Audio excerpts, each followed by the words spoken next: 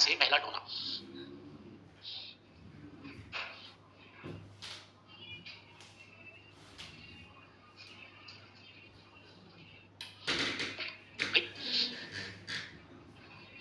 ये आपको मालूम है, डायरेक्टली लिख लो। Several members of a specific group, several members of a specific group are involved in the removal of human waste। किसी विशेष समूह के कुछ लोग मानव मल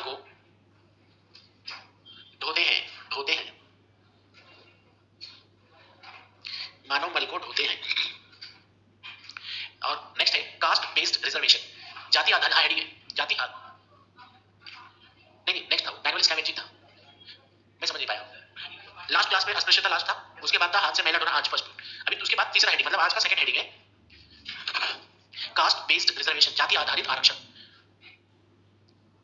खासियत है ना इंडिया की। इंडिया में आरक्षण किससे संबंधित है? जाति से। अगर आप एससी है तो आपको आरक्षण मिलेगा, ओबीसी को आरक्षण मिलेगा, नहीं है तो नहीं मिलेगा, जनरल है तो ईबीसी बनना पड़ेगा, इकोनॉमिकली बैकवर्ड क्लास। कल की क्लास हॉल नंबर 4 में होगी, सिर्फ कल के लिए, अपने समय पर क्लास होगी 1:30 से 4। 4 नंबर कहां पर है? वो एक्सिस बैंक के बगल वाला, वो तो बढ़िया हॉल है, ये बढ़िया ग्राउंड फ्लोर वाला ना, वो जिम के नीचे वाला ना। चलो कोई नहीं, एक दिन की बात तो है, कल टेस्ट की वजह से हुआ होगा, ठीक है। चलो इसमें लिखने की जरूरत है क्या? इंडिया में स्पेसिफिक है और इसी के आधार पे इंडिया में लड़ाइयां भी होती है लड़ाइयां, जाति को लेकर बहुत लड़ाई होती है ना। हम लोग एक दूसरे की जाति से बुलाते हैं, ए फलनवा बोलते हैं कि नहीं, तो उसको बुरा लगता है, फिर वो आपको गाली देगा, लड़ाई चालू, तलवार निकल गई, बंदूक निकल गई, गोली बारूद चालू। ये चीजें इंडिया में दिखती है। अगर हम जाति को हटा दें तो इंडिया में रिजर्वेशन का जो कंडीशन होगा वो क्या हो जाएगा? बदल जाएगा।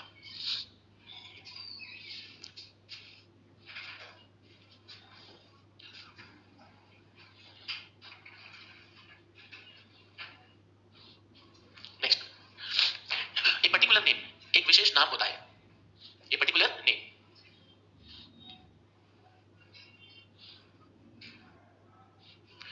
बताओ कैसे पता चलेगा कि जाति का एक विशेष नाम होता है?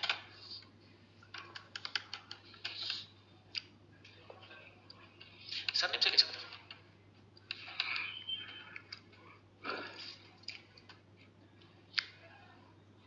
ये क्या करता है, क्या काम करता है? ये है जाति। ये क्या करता है? सरनेम तो विश्वकर्मा है, विश्वकर्मा से थोड़ी पता चलता है। जैसे सरनेम होता है गुप्ता जनरल में भी आता है, ओबीसी में भी आता है। गुप्ता में बनिया भी आता है, तेली भी आता है, तो बनिया और तेली ये जाति है, गुप्ता नहीं है ना। जैसे कहान क्या करता है? डोली ले जाने वाले, चलो रे डोली उठाओ कहान, है ना। पिया मिलन की क्या रुदाई, सुना है ना मूवी में गाना, भूत वाली मूवी जानी दुश्मन में, तो वो कहां रोता है, चलो रे डोली उठाओ क्या बोलो कहां, तो वो विशेष जाति है ना। सूत पुत्र कौन था? कर्ण। तो हर जाति का एक विशेष नाम है। जैसे यादव जो होते हैं कोई जाति नहीं है, अहीर ये जाति है।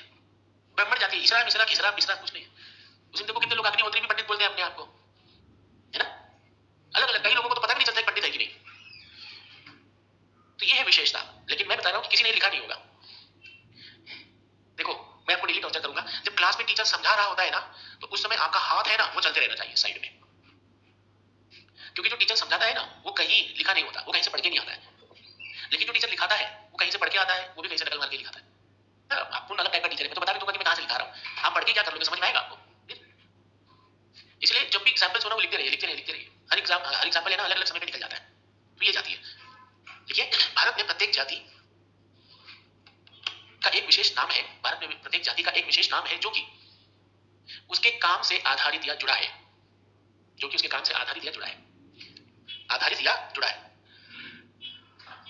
Every caste has a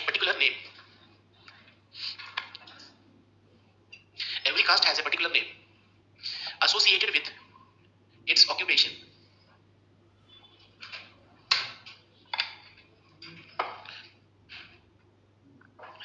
Next, एक हेडिंग डालिए, फैक्टर्स अफेक्टिंग कास्ट सिस्टम, जाति प्रथा को प्रभावित करने वाले कारक। जाति प्रथा को प्रभावित करने वाले कारक।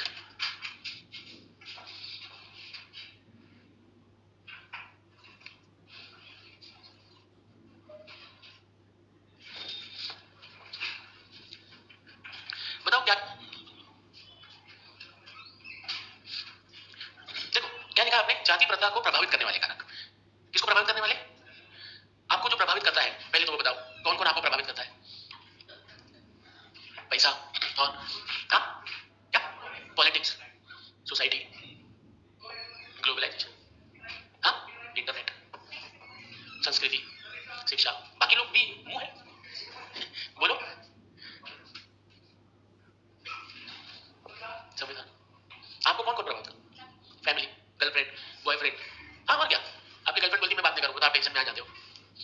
आपकी गर्लफ्रेंड जिस दिन बोली नेक्स्ट और टेंशन आ जाएगा। सही है? आपका बॉयफ्रेंड बोला मैं तुमसे बात नहीं करूंगा तो लड़की टेंशन में आ जाती है, सुनो ना सुनो ना। होता है, प्रभावित होते हैं ना। रास्ते चलते रहते हैं, किसी गरीब को देखते हैं, यानी कि समाज के अंदर व्यक्ति को देख के भी आप प्रभावित होते हैं।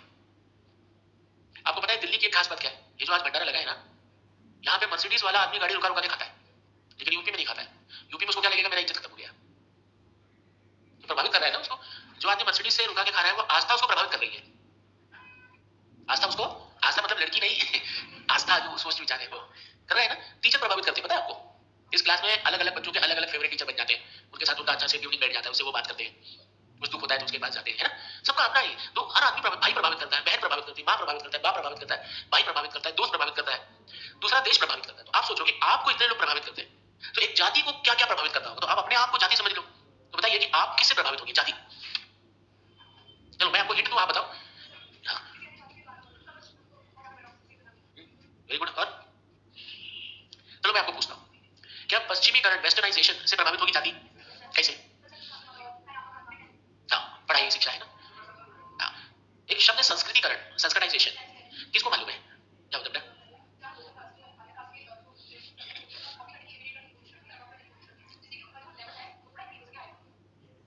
कल हमने एक वर्ड इस्तेमाल किया था, पता है? You can't change your cast. आप अपनी जाति नहीं बदल सकते, लेकिन अपनी परिस्थिति बदल सकते हैं। तो संस्कृताइजेशन क्या होता है कि एक हायर कास्ट है, एक लोअर कास्ट है। तो लोअर कास्ट क्या करेगा? हायर कास्ट जो जो काम कर रहा है ना, वो सारे काम की ये नकल करेगा। जैसे हायर कास्ट जनेऊ धारण करता है तो ये भी जनेऊ धारण करेगा, ये शराब नहीं पीता तो ये भी शराब पीना बंद कर देगा, ये मांस नहीं खाता तो ये भी मांस खाना बंद कर देगा, ये पूजा करता है तो ये भी पूजा करना शुरू कर देगा। लेकिन ध्यान से समझना है, इसने इसको प्रभावित तो किया, लेकिन अपनी जाति नहीं बदल सकता। बट अब सेम जाति में इसका स्टेटस बढ़ जाएगा, सेम जाति में ये ब्राह्मण नहीं बन जाएगा, क्योंकि जाति हम बदल नहीं सकते। तो वो क्या करता है, अपनी परिस्थिति को बदल लेता है। जैसे वो लड़की बोली थी, इसमें कोई तो नॉनवेज नहीं खाता है, कौन बोला था? हाँ, ये लड़की नहीं खाती है। कितनी अजीब सी बात है ना, अजीब है ये। अजीब ऐसा लगता है कि नहीं? अजीब, अनकॉमन चीज है ना, अनकॉमन चीज है ये, कोई सामान्य बात नहीं है ना। ये मैं बड़ा शॉकिंग हुआ जब उस लड़की ने हाथ उठाया, नॉनवेज नहीं खाता। मैं तो सोचा बिरयानी लाएगी वो आप तो पुलाव लाएगी। नहीं, उदाहरण है, उदाहरण। नहीं नहीं बताया, मैं उदाहरण के लिए दे रहा था। अच्छा है ना। तो बिल्ली बिल्ली है कि चलता है सब बिल्ली है तो चल जाता है, उतना टेंशन नहीं लेने का सब। ये ऐसे कौन करती है इसको? देखते रहो, भूत तो नहीं आ रहा क्लास में। एक वर्ड में लिख रहा हूँ, इसका मीनिंग इंग्लिश मीडियम वाले बताएंगे।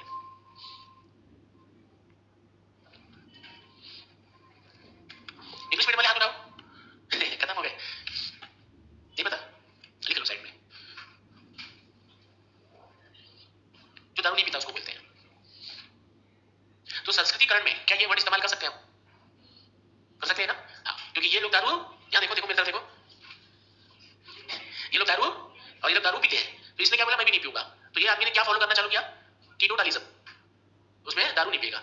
लेकिन क्या ये अपनी परिस्थिति बदल सकता है? परिस्थिति बदल, शब्द को भूल रहे हो आप, परिस्थिति।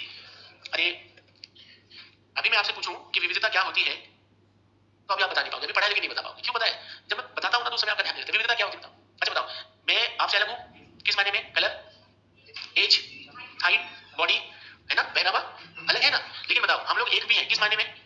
मनुष्य, वेरी गुड, इंसान। तो देखो यूनिटी भी है हमारे अंदर और डाइवर्सिटी भी है। पढ़ने की जरूरत नहीं है, एकदम जरूरत नहीं, कुछ भी पढ़ने की जरूरत नहीं। इंडिया बोलते ही यूनिटी आ जाती है, महाराष्ट्र बोलते ही डाइवर्सिटी आ जाती है, आती है ना। तो सब कुछ कहाँ लिखा हुआ है? शब्दों में। भावनाओं का खेल है। किसका खेल है? कोई डायरेक्ट बोलता है लड़की को आई लव यू, तो लड़की उसको भाव नहीं देती है। कोई बोलता भी नहीं है, लेकिन इतना गहरा प्यार हो जाता है कि शादी में बदल जाता है। तो सब कुछ भावनाओं का खेल है, शब्दों का खेल है। एक भाई अपनी बहन को डेली आई लव यू बोलता है और उसकी बहन तो झापड़ मारती है, रहते तेरा प्यार मैं जानती हूँ, पैसा मांगने का होगा। होता है ना, और एक बॉयफ्रेंड गर्लफ्रेंड को बोलता है तो wow you really you love me so much, होता है ना ऐसा। तो क्या है, शब्द है, उस शब्द का अलग अलग जगह पर अलग अलग मीनिंग है। ऐसे यहाँ पे संस्कृतिकरण में क्या होता है, जो संस्कृति होती है ना, कल्चर, संस्कृति अलग से पढ़ेंगे, चैप्टर है कल्चर एंड सिविलाइजेशन, अभी जनरली समझिए संस्कृति क्या होती है, रहना खाना बोलना पहना, है ना, ये संस्कृति है। जब हम किसी की संस्कृति अपना लेंगे तो हमको ऐसा लगता है कि हम भी वही बन गए। तो इस तरीके से जाति में थोड़ा सा हम अपनी जाति में थोड़ा सा ऊपर आ जाते हैं। जैसे मान लेते हैं 4 एससी है, एक लड़का अगर आईएएस बन गया ना तो इनमें ये यहाँ आ जाएगा, आ जाएगा। फिर वो क्या कहेगा, कभी आप इनके घर पे जाओगे तो आपको पानी पिलाएंगे स्टील के ग्लास में, इसके घर जाओगे आप तो आपको कांच के ग्लास में पिलाएगा। तो आप पंडित जी के घर गए, इसने भी कांच के ग्लास में पिलाया, तो इसका मतलब क्या, ये पंडित हो गया? लेकिन इनमें इसी परिस्थिति बदल गई, इसी को संस्कृतिकरण कहते हैं। क्या कहते हैं, राइट? तो लिखिए पहला कारक है संस्कृताइजेशन, बोर्ड में लिखा है संस्कृतिकरण।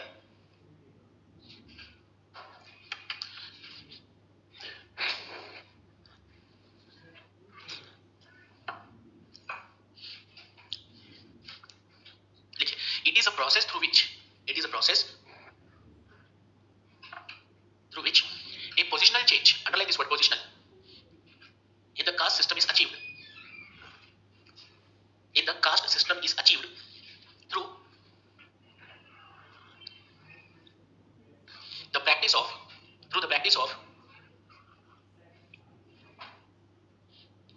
teetotalism, comma customs, बोल लिखा बेटा, teetotalism, comma customs of higher caste। इस प्रक्रिया के अंतर्गत व्यक्ति उच्च जाति के क्रियाकलापों का अनुसरण करके जाति में, जाति की परिस्थिति में बदलाव लाता है, बदलाव लाता है, कॉमा शराब न पीना एवं उच्च जाति के संस्कृतियों का अनुसरण करना इत्यादि, एवं उच्च जाति के संस्कृतियों का अनुसरण करना। ठीक है,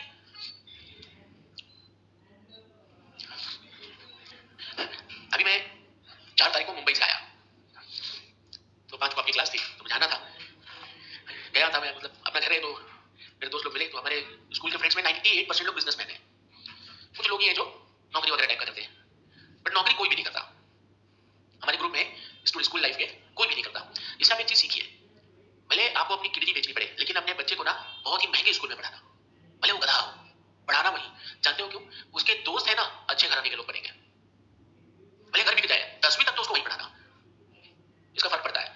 क्योंकि जो स्कूल के दोस्त होते हैं ना वो आपके परमानेंट दोस्त होते हैं। देखो आज भी आपको मिलता होगा तो आपकी माँ बहन करके ही मानता होगा, चाहे वो लड़की हो या लड़का हो, मानेगा वो, छोड़ेगा नहीं वो आपको। और आप आईएएस बन जाओगे तो 400 का एक्स्ट्रा देता है वो।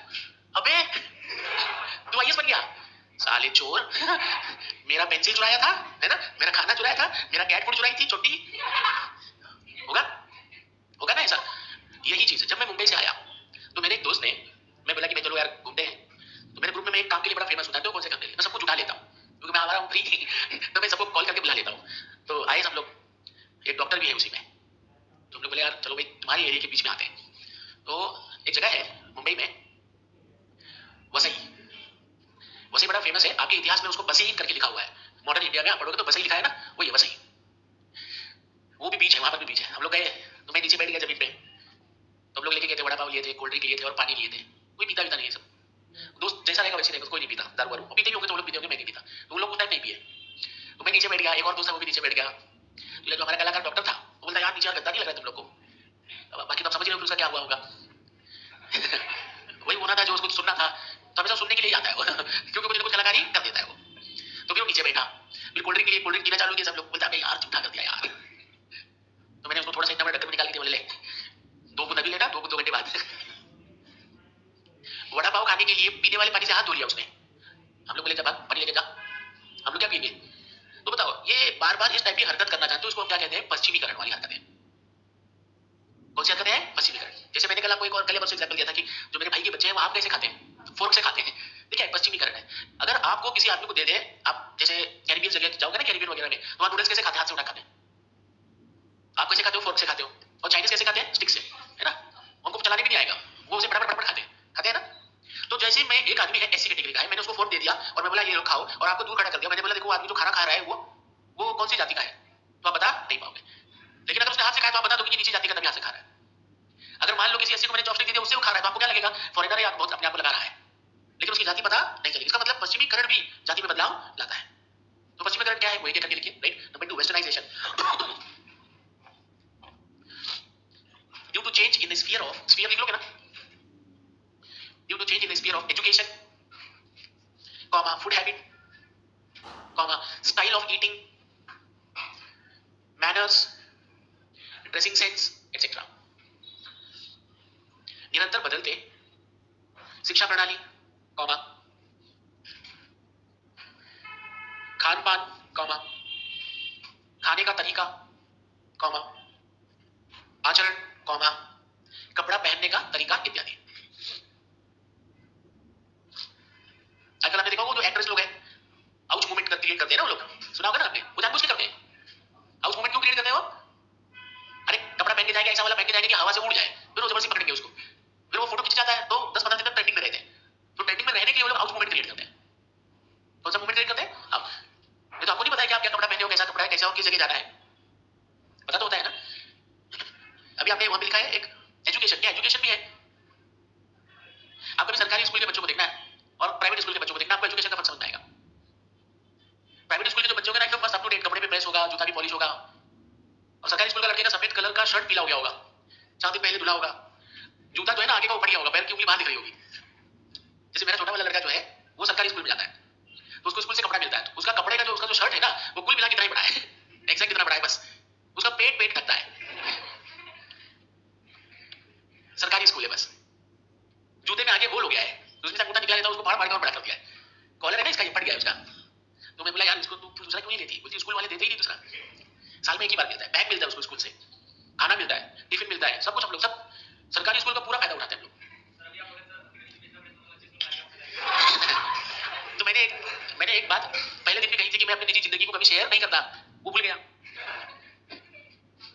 आप अभी पढ़ते रहोगे तो आपको पता चलेगा मेरा 10 बच्चा है, फिर कभी पता चलेगा मेरी एक ही लड़की है, फिर कभी पता चलेगा आपको मेरे 2 लड़के हैं, किसी को पता ही नहीं कि शादी भी हुआ है कि नहीं।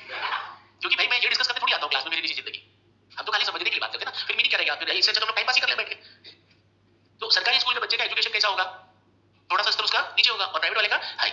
जबकि होना उल्टा चाहिए, सरकारी स्कूल में जो टीचर होते हैं ना हाईली एजुकेटेड होते हैं, और निजी स्कूल में जो टीचर होते हैं 10वीं फेल होते हैं। जो 10वीं फेल होता है वो पहली दूसरी वाले को पढ़ाता है, जो ग्रेजुएट होता है वो 10वीं वाले को पढ़ाता है। लेकिन सरकारी स्कूल में पहली के लिए भी आपको कम से कम ये चाहिए, चाहिए कि नहीं चाहिए? भले आप कहीं से भी बेईमानी से लाए हो, लेकिन चाहिए। और बीएड कब होगा? जब आप ग्रेजुएशन कर पाओगे। तो जो लड़का ग्रेजुएशन करता है कम से कम उसको थोड़ा बहुत ज्ञान होता है, क्योंकि नकल मार के वो 10वीं 12वीं पास हो सकता है। इतना समय तक किसी का बाप है ना नकल नहीं मरवाता है, 5-5 साल तक है, इतना टाइम है। आपको तो मालूम होता है कि गधा है लड़का, कितना नकल मरवाएंगे? पॉसिबल नहीं है ना। फिर लड़का किसी लायक होगा क्या? और अगर इसने कर लिया तो बिहार का जो भर्ती हुआ है वही देख लिया ना आपने, उसको पूछा क्या बात, भारत का प्रधानमंत्री कौन है, तो एक लड़की बोलती है अमित शाह। अभी अभी जो रिक्रूटमेंट हुआ है 5-6 महीना भी नहीं हुआ है उनका। हाँ? तो एजुकेशन का फर्क पड़ता है ना।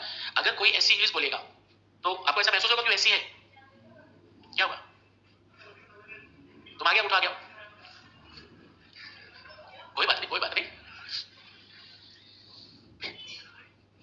टेंशन नहीं लेने का ना, चीजों को मैनेज करना चाहिए। वो लड़का चश्मा वाला पढ़ रहा हूँ, और बस बस बस आप सब दिख रहे हैं, आप पढ़ रहा हूँ थोड़ा सा, हाँ अब सब हो गया, चलो ठीक है। नेक्स्ट इंडस्ट्रियलाइजेशन, तीसरा औद्योगिकरण। इंडस्ट्रियलाइजेशन औद्योगिकरण लिख दो क्या, हेडिंग है तीसरा।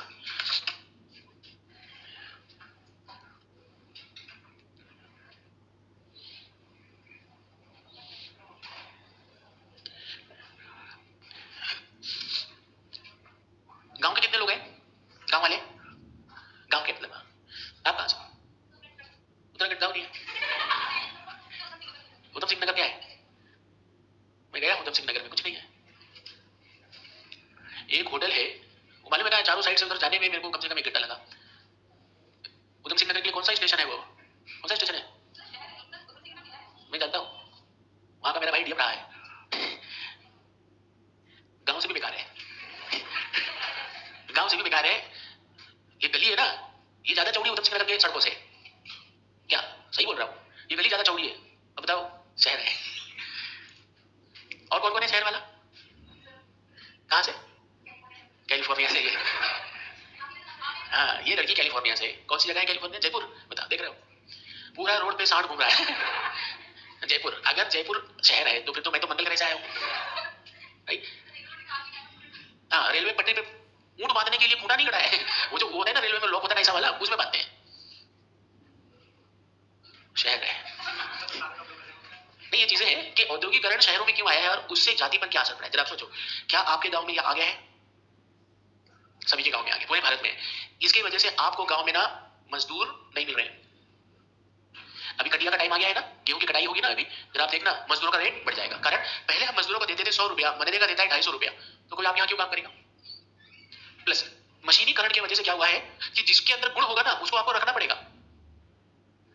जैसे कार का ड्राइवर है, अगर ड्राइवर एससी है, उसको चलाना आता है, तो वो रखना तो पड़ेगा ना आपको। तो मशीनीकरण और औद्योगिकरण के युग ने भी जाति को प्रभावित किया। शहरों में आप रहते हो, दिल्ली में आप रहते हो, आप बताइए क्या कभी आपको ये पता चला कि आप जिसके घर में किराए भरे हुए एससी है, एसटी है, ओबीसी है? बताओ बताओ, पता चला? आज तक पता नहीं चला होगा। गांव में आपके बाबा, पिताजी की बात करो, आपके बाबा जब किसी दुकान पे कुछ खाने जाते हैं ना, तो पहले उसकी जाति पूछते हैं। प्लस गांव में इतना भी क्लियर होता है कि किसका किसका दुकान है और उसकी कौन सी जाति है, ये पहले से पता होता है सबको। लेकिन क्या ये पॉसिबल है औद्योगिकरण के जमाने में? नहीं। इसीलिए इसने क्या किया, जाति प्रथा को बदला। देखिए industrialisation, that is industrialization, that is ऐसे लिखते बच्चों, that is with the increase in mechanization, with the increase in mechanization, comma, relevancy of caste has decreased, relevancy of caste has decreased। औद्योगिकरण के चलते, औद्योगिकरण के चलते बढ़ते मशीनीकरण के युग ने जाति प्रथा को बड़े पैमाने पर प्रभावित किया है। नंबर 3, डेमोक्रेटिक डिसेंट्रलाइजेशन, प्रजातांत्रिक विकेंद्रीकरण। डेमोक्रेटिक डिसेंट्रलाइजेशन, प्रजातांत्रिक विकेंद्रीकरण। बोर्ड में देखो, डेमोक्रेटिक का मतलब क्या होता है? जनता से संबंधित। डेमो मतलब पब्लिक है ना, प्रजा। डेमो मतलब तो कोई भी चीज प्रजा से चलनी चाहिए, तो जो प्रजा के हित में होगा वैसा किया जाना चाहिए। डिसेंट्रलाइजेशन दूसरा वर्ड है। तो सेंट्रलाइजेशन क्या होता है? केंद्रीकरण, सबको यहां लाके छोड़ देना। डी का मतलब होता है इसको उल्टा कर देना, इस तरफ। मतलब ये हुआ कि भाई पहले केंद्र सरकार डिसीजन लेती थी, फिर राज्य के पास ताकत आई और अब पंचायत के पास भी आ गई। तो एक बात बताओ, किस लेवल पे, मैं आपसे पूछ रहा हूं, किस लेवल पे सबसे ज्यादा जाति दिखेगी आपको? तो अगर हम यहीं पर बदलाव ले आते हैं तो जाति खत्म हो सकती है नहीं। और हमने क्या किया, यहां पर रिजर्वेशन लगा दिया कि भाई अगर किसी गांव में ज्यादा पैमाने पर एससी है तो उनको रिजर्व कैटेगरी में डाल देते हैं और उस इलाके में उनका भी क्या होना चाहिए, योगदान होना चाहिए। तो जब हम विकेंद्रीकरण किए तो हमें पता चला कि जाति धीरे धीरे खत्म होगी। कारण क्या था? अब जरा ध्यान से देखो, ये एक गांव है, इस गांव का सरपंच है एससी और इसमें 10 घर है, कौन है? जनरल वाले। तो बताइए ये पंडित जी को इसके पास जाना पड़ेगा कि नहीं? अब प्रधान जी है, आपको पानी पिलाएंगे तो पीना नहीं पड़ेगा। और फिर धीरे धीरे क्या हो जाएगा? खत्म, जाति खत्म हो जाएगी। तो क्या ये अच्छी चीज है या खराब चीज है? प्रभावित की है या नहीं? लिखिए, caste based reservation in Panchayati Raj, caste based reservation in Panchayati Raj is an opportunity to empower, is an opportunity to empower lower caste। जाति आधारित आरक्षण, जाति आधारित आरक्षण एक अवसर प्रदान करती है जिसके उपयोग से निम्न जाति को सशक्त किया जा सकता है।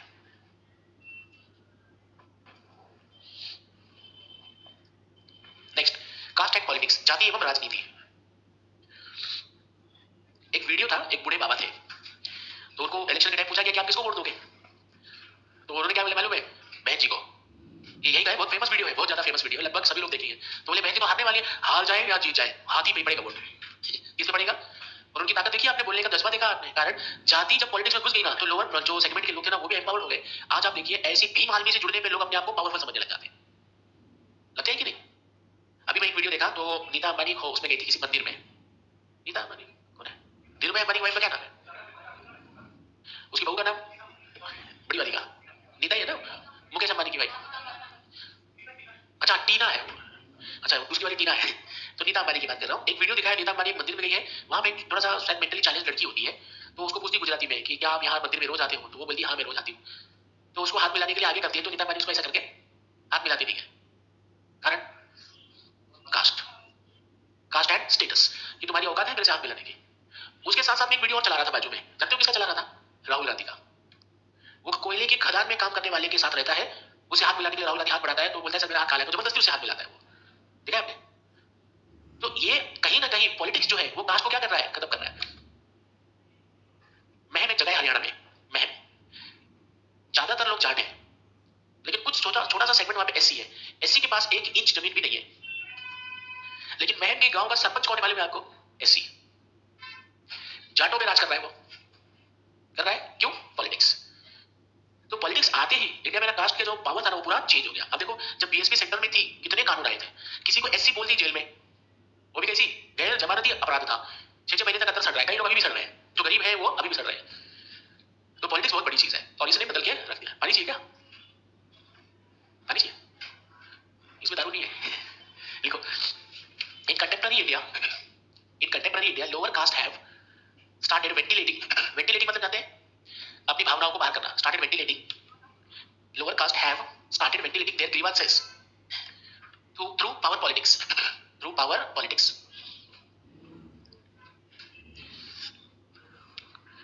तात्कालीन बोलते ना आदमी, हाँ, समकालीन भारत में जाति का सहारा लेकर निम्न जाति के लोग अपनी समस्याओं को सामने रखते हैं।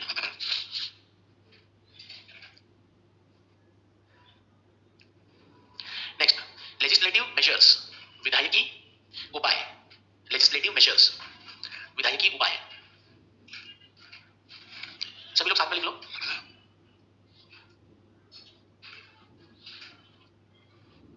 सभी लोग हिंदी इंग्लिश वाले।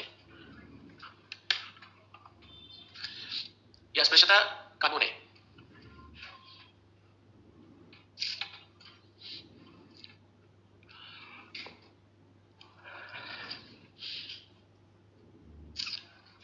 नेक्स्ट, एक हेडिंग डालिए, steps to decrease caste issues. Steps to decrease caste issues, जाति संबंधित मुद्दों को घटाने के उपाय। जाति आधारित मुद्दों को घटाने के उपाय, steps to decrease caste issues. क्या क्या स्टेप लिए जा सकते हैं? देखो कुछ हो नहीं हो, एक चीज हमेशा लिख देना, जागरूकता। लिखो क्रिएटिंग अवेयरनेस, जागरूकता फैलाना, क्रिएटिंग अवेयरनेस। नहीं तुरंत सबसे पहले अवेयरनेस, हर जगह कुछ भी हो। जैसे भारत में आपसी भाईचारा कैसे बढ़ाया जाए, क्रिएटिंग अवेयरनेस। डिजिटलीकरण कैसे किया जाए, क्रिएटिंग अवेयरनेस। शिक्षा को कैसे बढ़ाया जाए, क्रिएटिंग अवेयरनेस। वोट करने के लिए लोगों को कैसे बाहर बुलाया जाए, क्रिएटिंग अवेयरनेस। महिला सशक्तिकरण के लिए क्या करना चाहिए, क्रिएटिंग अवेयरनेस। पुरुष सशक्तिकरण के लिए क्या करना चाहिए, क्रिएटिंग अवेयरनेस। दूसरा है एजुकेशन, शिक्षा। पढ़ा लिखा लड़का है ना, कास्ट नहीं देखता है। आप लड़की से कास्ट पूछकर उसको प्रपोजल देते हो क्या? लड़का लोग को पूछ रहा हूं, बोलो।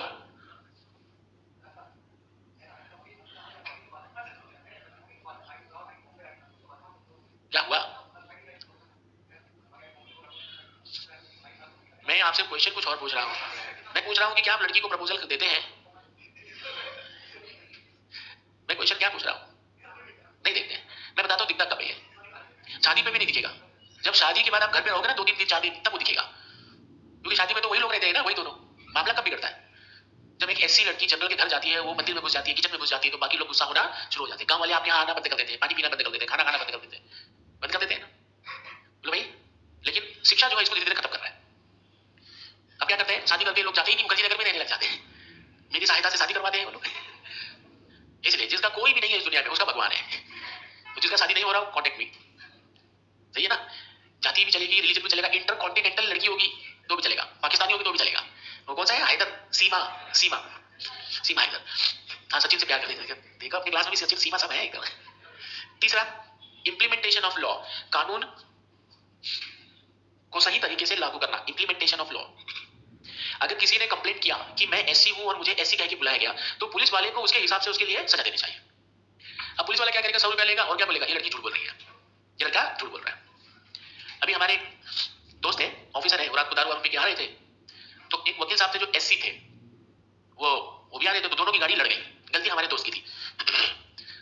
तो मामला, वो बोला भाई ऑफिसर था ये भी, तो ये भी अपनी हेगड़ी में था, और वो वकील था तो अलग ही हेगड़ी में था कि मेरा कोई करी क्या लेगा। भाई दो ही लोग, आप दो ही लोगों के पास तो जाते हैं, बीमार होंगे तो डॉक्टर के पास जाएंगे, बाकी हर काम में वकील आपके पास आएगा, पुलिस वाला पकड़ ले या ना पकड़े तब भी।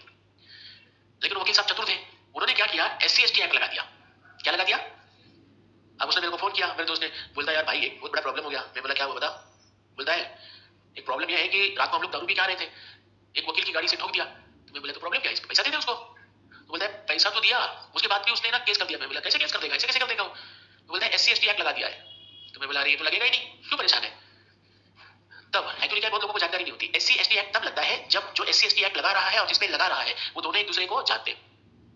अभी तो रोड का इंसिडेंट है ना, उसको क्या मालूम ये वकील SC है। अब वकील साहब क्या होगा, केस हार गए, हमने बाकी का पैसे वसूलवा लिया उनसे। तो अगर सही लॉ लगेगा तो कोई इसका गलत उपयोग नहीं कर पाए। जैसे आजकल अभी एक डाइवोर्स वाला एक चैप्टर पढ़ेंगे तो उसमें एक केस आता है 498 एक लड़की लोग लगाते हैं दहेज वहेज का। 82% केस हार गए या तो फेक है। इस कारण दहेज के केस में देखना पुलिस वाला अरेस्ट नहीं करता, क्यों, उसको मालूम है कि ये झूठा होगा। अभी एक और निर्भया के बाद एक इंसिडेंट हुआ था कि लड़कियों को ऐसे 14 सेकंड तक देखोगे ऐसे तो महिला लज्जा भंग का केस आपके खिलाफ लगेगा। कौन सा, महिला लज्जा भंग का। और अगर ये केस लग गया तो 6 महीने का नॉन बेलेबल वारंट जारी होता है। 6 महीने का नॉन बेलेबल मतलब 6 महीने पहले जमानत। लेकिन आज उसकी क्या कंडीशन है, लड़की को आदमी छेड़ भी दे रहा है ना, पुलिस वाला रिपोर्ट में लिख रहा है। क्यों, लड़कियों ने उस कानून का इतना दुरुपयोग किया, इतना दुरुपयोग किया कि 98% टाइम में ये माना गया कि भाई लड़कियां खाली दूसरे को पैसा वसूलने के लिए फंसाने के लिए ऐसा कर रही है। तो आज जो बंदूक आपको दी गई थी वो बंदूक आपसे छीन ली गई। कारण क्योंकि आप लोगों की आत्मरक्षा के लिए जो तलवार और बंदूक दी गई थी, आप उसको क्या मजे के लिए उसको गोली चलाना चालू कर दिए। ऐसे मारती लड़की, भारी मर गया ये तो इसको मार के देखते लगा ये भी मर गया। ऐसे नहीं होता है ना। तो क्या लिखा है हमने, इंप्लीमेंटेशन ऑफ लॉ कैसा होना चाहिए, सही होना चाहिए। आप देखिए तीसरा एग्जांपल, उत्तर प्रदेश में SC ST एक्ट लागू हुआ था, बाद में उसमें संशोधन हुआ क्या कि भैया 2 गवाह लाने पड़ेंगे कि इनके सामने SC बोला है मुझे, कारण दुरुपयोग। तो दोनों ही केसेस में होना चाहिए कि गलत हुआ है तो भी सही तरीके से लागू हो, अगर दूसरे के साथ गलत हुआ तो भी सही तरीके से लागू। नेक्स्ट, इकोनॉमिक एम्पावरमेंट, आर्थिक सशक्तिकरण। अभी अगर धीरू भाई अंबानी SC होते तो सोचो क्या होता। उनके घर में सब नाच रहे हैं, प्रधानमंत्री से लेकर राष्ट्रपति सब नाच रहा है, पता है कि नहीं, सब नाच रहे हैं। झुंझुनवाला मालूम है, मान लो मुझे नहीं पता उनकी कास्ट क्या, हम ऐसे ही मान लेते हैं। झुंझुनवाला की शख्सियत देखिए, वो बैठे प्रधानमंत्री उनके पीछे से खड़े हैं। तो अगर आर्थिक रूप से शेड्यूल्ड कास्ट को सशक्त कर दिया जाएगा तो क्या उनको कभी किसी की सहायता लेनी पड़ेगी, नहीं लेनी पड़ेगी, वो खुद ही अपना हिसाब किताब फिट कर लेंगे। अब तो मायावती को कोई बोल के दिखा दे रहा कुछ है नहीं ना, उनको छेड़ के दिखा दो आप, गरीब ऐसी लड़कियों के साथ रेप हो जा रहा है या कोई हाई प्रोफाइल लड़की के साथ रेप हो रहा है, औकात नहीं है ना आपकी छोटे की। तो ये कंडीशन हो रही है कि अगर हमने इनको आर्थिक रूप से सशक्त कर दिया तो ये लोग किसी घर में काम करने नहीं जाएंगे और इनके साथ कोई भी दुराचार नहीं होगा। नेक्स्ट, गुड गवर्नेंस, सुशासन। गुड गवर्नेंस का मतलब समझे, इसको आप ऐसे समझ लो तीसरे पॉइंट से।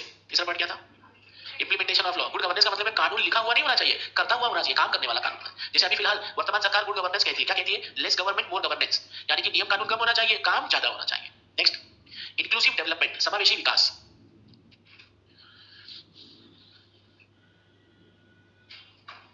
समावेशी विकास एक्सेट्रा।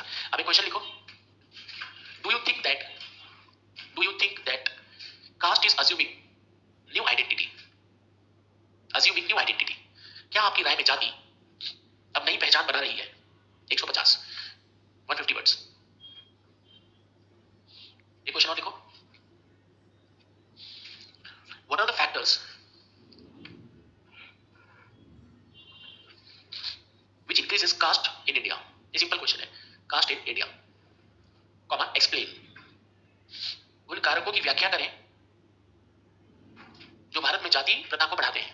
250। अब ध्यान रखना है आपको, फैक्टर्स में आपके लिए देखो क्या एग्जाम में क्या पूछा गया आपसे, बोलो क्या पूछा गया क्वेश्चन, एक्सप्लेन, व्याख्या करना है ना। तो व्याख्या में बोर्ड में देखो, व्याख्या वाले आंसर्स में आपको एग्जांपल्स देने होते हैं। जैसे आपने शिक्षा लिखा तो आपको एग्जांपल देना पड़ेगा। जैसे BR अम्बेडकर एक ऐसे एग्जांपल है जो कितने माइनॉरिटी में कि SC में कम पढ़े लिखे इसीलिए उनके साथ अत्याचार हो रहा है, राइट। हायर पोस्ट तो 2-3 एग्जांपल है, कौन से, KG बालाकृष्णन और रामनाथ कोविंद। नहीं वो ST है, तो ये दोनों कौन है, शेड्यूल्ड कास्ट है। तो यहाँ पर भी इनका नंबर कैसा है, मेजॉरिटी है माइनॉरिटी में, माइनॉरिटी में। KG बालाकृष्णन कौन में ना, चीफ जस्टिस ऑफ इंडिया थे पहले, राइट। नेक्स्ट, पॉलिटी हो गया आपका, किसका किसका हो गया, हिस्ट्री कौन पढ़ा था, हिस्ट्री जावेद सर तो बढ़िया पढ़ाते हो, कई साल तक भी अच्छा पढ़ाते हैं। तो आपका हिस्ट्री हो गया है ना। एक क्वेश्चन लिखो फिर, लिखो, what are the constitutional provisions, what are the constitutional provisions which protect caste related issues in India। जाति संबंधित मुद्दों से बचने हेतु, समस्याओं से, जाति संबंधित समस्याओं से बचने हेतु संवैधानिक से हैं? 150, 150, 150। तो कौन कौन से? Article 17, article 21, article 14, equality before law, जीवन जीने का अधिकार। तो कैसा जीवन? गरिमा में 16 है, राइट? 40 है पंचायती राज, जो भी है वो आपको लिखना है। बट ध्यान रखें आप कि आप आंसर लिख रहे हो सोशल इशू का, तो ऐसा ना हो कि उसी पॉलिटी छाड़ दो। नंबर कितना मिलेगा आपको? 0। तो ऐसा होना चाहिए, सोशल इशू लगना चाहिए। नेक्स्ट चैप्टर लिखेंगे, ये बहुत इंटरेस्टिंग चैप्टर है, मैरिज, शादी। शादी भी लिखने का, विवाह, कास्ट,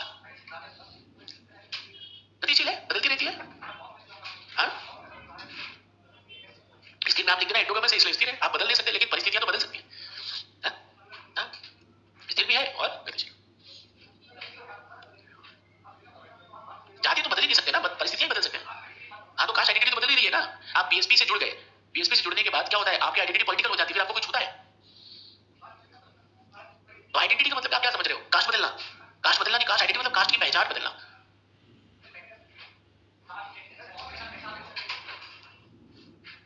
कास्ट एक हेरिडिटरी ग्रुप है, बोलो। तो ये कैसे होता है? आपको मिलता है इंग्लिश मीडियम, हिंदी मीडियम।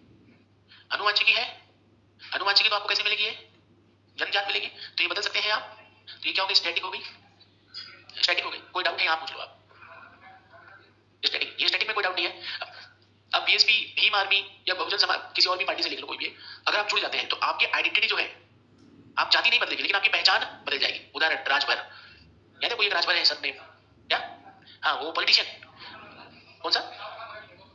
हाँ, मौर्य जी भी एक है। अब इनको देखो, इनकी जो आइडेंटिटी है ना, वो बदलती जाती है। एक भाई वो भी राजभर है, कौन है मुझे नहीं पता, लेकिन उन्होंने इतना तक भी कह दिया कि हाँ मैं बेशर्म, अपने आप के लिए कह दिया। क्यों? क्योंकि उनके साथ बदलती चली जा रही, परिस्थितियां बदलती जा रही। वो बीजेपी के साथ जुड़ जाते हैं तो अपने आप को जनरल टाइप का महसूस कराते हैं, लेकिन उनकी कास्ट नहीं बदल सकती, उनकी आइडेंटिटी चेंज हो जाती है।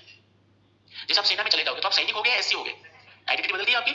आप टेक्नोलॉजी में चले जाओगे तो आप इंजीनियर कहलाओगे, एससी कहलाओगे। तो आपकी आइडेंटिटी क्या होगी? इंजीनियर बन गए कि नहीं? आप आईएएस बन जाओगे तो आपकी आइडेंटिटी क्या होगी? एससी या आईएएस। तो आइडेंटिटी बदल सकती है, लेकिन कास्ट कभी बदल। या तो आप एकदम ही झूठ बोलना चालू कर दो, जैसे आप दिल्ली में आ गए, यूपी से एकदम ही कनेक्शन कट कर लिए, आपने अपने आगे मिश्रा लिख लिया, आपका बेटा भी मिश्रा लिख लिया, उसका भी बेटा मिश्रा लिख लिया, इसका बेटा, तो यहाँ तक तो बदल जाएगी। लेकिन जब रियल में आपकी कास्ट चेक की जाएगी तो ये लड़का भी एससी होगा, क्योंकि यहाँ एससी है। पैसा आने से आपकी आइडेंटिटी बदल जाएगी, लेकिन कास्ट, पॉलिटिक्स से आइडेंटिटी बदल जाती है, लेकिन कास्ट बदलती है। रिजर्वेशन से आइडेंटिटी बदल जाती है। लोग सरपंच की इज्जत करते हैं, एससी की इज्जत करते हैं। आइडेंटिटी आपकी बदल सकती है, तो आइडेंटिटी को जाति से नहीं जोड़ना है ना बेटा? बोलो। बिल्कुल बिल्कुल।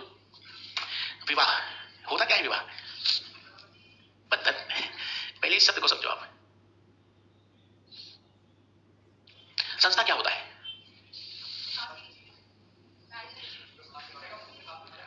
अच्छा बताओ, क्या है? बताओ क्या है ये? इंस्टीट्यूशन जो होता है वो परमानेंट होता है। इंस्टीट्यूशन का कोई भी आदमी मेंबर नहीं बन सकता। जैसे आप इस समय थे एक इंस्टीट्यूशन, इसके मेंबर यहाँ पर, ऐसा लगता होगा। क्यों? क्योंकि इंस्टीट्यूशन एक सेट ऑफ रूल्स होता है, और रूल्स का कोई मेंबर नहीं बन सकता। आप रहेंगे नहीं रहेंगे, मैं रहूंगा नहीं रहूंगा, लेकिन संस्था रहेगी। जैसे बैंक, बोर्ड पे देखते जाओ, बैंक, बैंक एक संस्था है। आप कस्टमर के रूप में जुड़े, मर गए। एक आदमी मैनेजर के रूप में जुड़ा, मर गया। एक आदमी क्लर्क के रूप में जुड़ा, मर गया, लेकिन वो पड़ा हुआ है। ऐसे ही शादी भी एक संस्था है, मैरिज भी एक संस्था है। पत्नी मर गई तो क्या मैरिज खत्म हो गया? पति मर गया तो क्या मैरिज खत्म हो गया? या पति पत्नी दोनों मर गए तो आज के बाद मैरिज होगा ही नहीं। तो मैरिज एक संस्था है, वो निरंतर चलता रहता है। उसके फॉर्म्स अलग अलग है, उसके फॉर्म, जैसे बैंक के भी फॉर्म्स अलग अलग है, स्कूल के भी फॉर्म्स अलग अलग है। स्कूल भी एक संस्था है ना, तो स्कूल के भी मेंबर नहीं बन पाते। हम आते रहते हैं जाते रहते हैं, मेंबर्स उसके आते रहते हैं जाते रहते हैं, आते रहते हैं जाते, लेकिन संस्था उसी तरह रहती है, जिसको हम नहीं कह सकते हम अजर अमर, ऐसा अमर है वो। तो मैरिज एक संस्था है। अब इस संस्था की खास बात है, बताओ इस संस्था में कितने लोगों की जरूरत होती है? दो? कितने लोग? कम से कम का क्या मतलब है? नहीं, दो ही। क्या बोली? कोई बात नहीं, सब आएगा अभी, लेकिन अभी फिलहाल के लिए बताओ कम से कम कितना लोग? दो लोगों का जरूरत होता है ना। कौन कौन? एक पुरुष और एक महिला। हाँ, एक आराम से, आराम से। क्या बोलो? मतलब कुछ बच्चों का ये मानना है कि दो लड़कियां भी शादी कर सकती हैं और दो लड़के भी। तो मैं बताता हूँ, फिर हम उसे शादी नहीं कहेंगे, क्योंकि शादी अभी आपने शुरू की, अभी पढ़ी है ना, अभी शादी की बहुत सारी चीजें पता नहीं आपको। शादी जो होता है ना, वो बच्चा पैदा करके अपने वंश को आगे बढ़ाने के लिए संस्था बनाई गई है, और आप लोग बच्चा नहीं पैदा कर पाओगे। कर पाओगे? बताओ। एंजेलिना जॉली, एंजेलिना जॉली क्या? अरे बच्चा, अरे भैया सच इधर है। आप लोग डिसीजन मत दीजिए। जब भी कोई बोलेगा वो मुझसे बात करेगा, अगर किसी को क्रॉस भी करना है तो वो मुझसे क्रॉस करेगा। आप बताओ। सरोगेसी के नियम है, सरोगेसी के नियम है कि आपके विवाह के 3 वर्ष हुए होने चाहिए, 5 वर्ष हुए होने चाहिए, प्लस आपके पास एसेंशियलिटी का सर्टिफिकेट होना चाहिए कि आप बाप बन ही नहीं पाएंगे, मां बन ही नहीं पाएंगे। एडॉप्टेशन का भी रूल है कि एक लड़का एक लड़की को गोद नहीं ले सकता, एक लड़का एक लड़के को ले सकता, उसमें भी उसकी एज होनी चाहिए, उसका कंसेंट होना चाहिए। नहीं कर सकता, नहीं अवेलेबल है ना। कैसे करेगा? विवाहित नहीं तो कर ही नहीं सकता, नहीं कर सकता, इंडिया में वो लॉ नहीं है। सरोगेसी वाला चैप्टर पढ़ेंगे तो आप समझ आ रहा है आपको कि विवाह जो संस्था है ना उसका बड़ा इंपॉर्टेंस है। बोलो बोलो।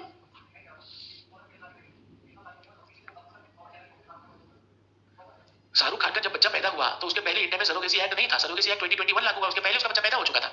हाँ, अब ये तो मुझे पता है ना। तो आप लोग कानून पढ़ते हैं तो उसमें लिखा होगा, आपने पढ़ा होगा, पोस्ट फैक्टो कोई भी कानून लागू नहीं होता। अब आप लोगों की आत्मा तृप्त होगी तो आगे चले। तो इतना ध्यान रखना है कि एक महिला और एक पुरुष होना चाहिए। ये जो संस्था है ये सनातन संस्था है। सनातन का मतलब समझ रहे हो? हिंदू संस्था नहीं, सनातन मतलब कई सालों से आ रही है, अलग अलग जमानों में, अलग अलग रूपों में, अलग अलग जगहों पर, अलग अलग तरीके से बनाई जाती है। राइट? जैसे अगर हम हिंदू विवाह की बात करते हैं, विवाह हिंदू विवाह की बात करते हैं तो यहाँ पे 7 फेरा है, लड़का है लड़की को सिस्टम है।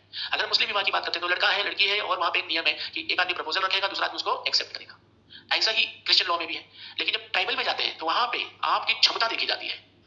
जैसे एक भील या गड़ासिया कोई प्रजाति एक्जैक्टली मैं बता नहीं पा रहा हूँ, उसमें एक कॉन्सेप्ट है गोल गधेड़ो। गोल गधेड़ो का मतलब क्या होता है? एक गोला बना लेते हैं लड़की लोग और उसमें एक बांस गांठ दिया जाता है, उस बांस पे तेल लगा दिया जाता है और उस बांस के ऊपर वाले छोर पे गुड़ लगा होता है। वो आदमी को उस गुड़ को निकालना होता है और लड़की लोग नीचे उसको मारते रहेंगे डंडा डंडा से। और अगर जो उसको उतार लिया, फिर जितनी लड़की लोग उसकी कुटाई कर रहे थे उसमें से किसी से भी शादी कर सकता है।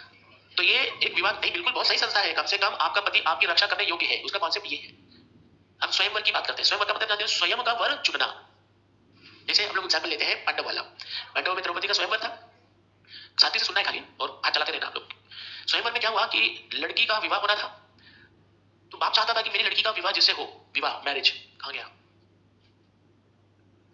वो ऐसा हो कि वो मेरी लड़की का रक्षा कर सके। तो उसने क्या किया, एक सेट ऑफ रूल्स बनाया और उसमें क्वेश्चन रखे गए। इस क्वेश्चन को जो सॉल्व करेगा वो शादी करेगा। ध्यान से सुनिए मैं क्या बोल रहा हूँ। स्वयंवर है, जरूरी नहीं है कि क्वेश्चन सॉल्व कर दोगे तो शादी कर ही देगी वो। स्वयंवर, वो तो रूल इसलिए बनाए गए हैं ताकि हम लड़के को टेस्ट कर सके, उसके बाद भी रिजेक्ट कर सकती है वो, क्योंकि कॉन्सेप्ट क्या है? स्वयंवर का है। मैं अपना वर खुद चुनूंगा, मैं अपना वर। ये मैं आपको समझा रहा हूं। अब हम लोग एग्जाम्पल वापस महाभारत वाला लेते हैं। जब द्रौपदी की शादी हो रही होती है तो वहां पे बहुत सारे लोग होते हैं जो उस क्वेश्चन का आंसर दे सकते हैं। क्वेश्चन क्या था? आंख में तीर मारना था, और किससे? उसी धनुष से मारना था जो धनुष में रखा गया था। तो उस धनुष को उठाने की क्षमता दुर्योधन में भी थी, दुर्योधन में भी थी। दुर्योधन धनुष उठा लेता है, लेकिन वो थोड़ा सा घमंडी होता है तो कॉन्सेंट्रेशन उसका भंग हो जाता है। और उसका कंडीशन होता है कि आपको एक ही बार में सारा काम करना है। उठा लिया तो दोबारा रखने का नहीं, उठा लिया तो उठ गया। उसका वो धागा बांधना है तो एक ही बार में बांधना, अगर फिसल गया हाथ से तो दोबारा नहीं बांध सकते आप। तो उठा तो लेता है, वो धागा भी बांध लेता है, फिर उसके अंदर घमंड जाग जाता है, थोड़ा सा ढीला हो जाता है तो धागा छूट जाता है, उसको रख देते। अब वो लड़की टेंशन में आ जाती है कि मेरा शादी होएगा कि नहीं, क्योंकि जितने लड़के थे सब लोगों ने एग्जाम दे दिया था, सब फेल। तो कृष्ण से पूछती है भाई, तो बोलते हैं कि तुम्हारा शादी करने मतलब इस क्वेश्चन का आंसर देने का ताकत 3 लोगों में है। कितने लोगों में? 3। तो बोलते हैं कौन है? तो बोलते एक मैं, और मैं तुमसे शादी नहीं करूंगा क्योंकि तुम मेरी फ्रेंड हो, क्योंकि सखा होती है ना। तो बोलते हैं बाकी के 2 कौन है? बोलते एक इधर बैठा हुआ है। बोलता है यहाँ सब एग्जाम दे दिए? बोलते नहीं, अभी एक लड़का बाकी है जिसने एंट्रेंस नहीं दिया है अभी। तो बोलते बाकी का तीसरा यहाँ है नहीं वो। तो बोलता है ठीक है। तो दूसरा वाला आता है, वो पूरा एकदम रेडी हो गया, फाइनली वो गोला करने जा रहा होता है, काला करने जा रहा होता है, सब तो हो जाता है। तो बताओ उसने क्वेश्चन का आंसर दे दिया कि नहीं? करने ने दे दिया, नहीं दे दिया, लेकिन उसने मना कर दिया। कारण क्यों मना किया? कॉन्सेप्ट क्या था? स्वयंवर का। तो आंसर देने के बाद भी कोई फायदा नहीं, उसको मालूम था कि ये आंसर दे सकता है, क्योंकि कृष्ण ने उसको बता दिया था कि 3 लोग हैं और तुम्हें जिससे शादी करना है वो अभी आया नहीं है, और उसके आने के बाद ही आपको शादी करनी है। तो जब शादी करके लोग लेके जा रहे होते हैं द्रौपदी को, फिर कांड होता है। दुर्योधन कमीना होता है ना। बोलते नहीं द्रौपदी को लेके जाएंगे, और रास्ते में रोक लेता है अर्जुन को, ना ये मेरी है। तो कर्ण आता है और कर्ण जो है ना वो अर्जुन को बोलता है कि अब तेरे को लड़ना पड़ेगा, क्योंकि मेरा दोस्त बोला है मेरी है तो इसी की है। लेकिन उसको समझाता है कि किसी भी वस्तु को अपना नहीं कहा जा सकता, उसका वो अधिकार था, उसने जिसको अपना पति माना उसके साथ जा सकती है, लेकिन वो गधा होता है, मानता कहाँ है। तो उस टाइम पे अर्जुन को इनका लड़ाई हो जाता है। तो ये कॉन्सेप्ट था स्वयंवर का। अब आते हैं रामायण में। रामायण में आपको पता होना चाहिए, रामायण में कुछ भी गलत नहीं था, सब कुछ सिस्टमैटिक था। जानते हो क्या? इंसान पैदा हुआ है तो उसको मरना तो पड़ेगा। तो रावण पैदा हुआ तो मरना तो पड़ेगा, लेकिन उसको कोई मार ही नहीं सकता, उसको कोई मार ही नहीं सकता था। तो उसने पूरा सिस्टम बनाया कि कहीं इस प्रकृति का नियम मैं तोड़ न दूं। इसलिए ध्यान से समझिए आप, क्या राम और लक्ष्मण में इंद्रजीत को मारने की शक्ति थी? नहीं। इसलिए रावण सारे लोगों को पहले मरवा देता है, कहीं ऐसा ना हो कि मेरे चक्र को कोई तोड़ दे, सबको मरवा देता है, लास्ट में खुद मर जाता है।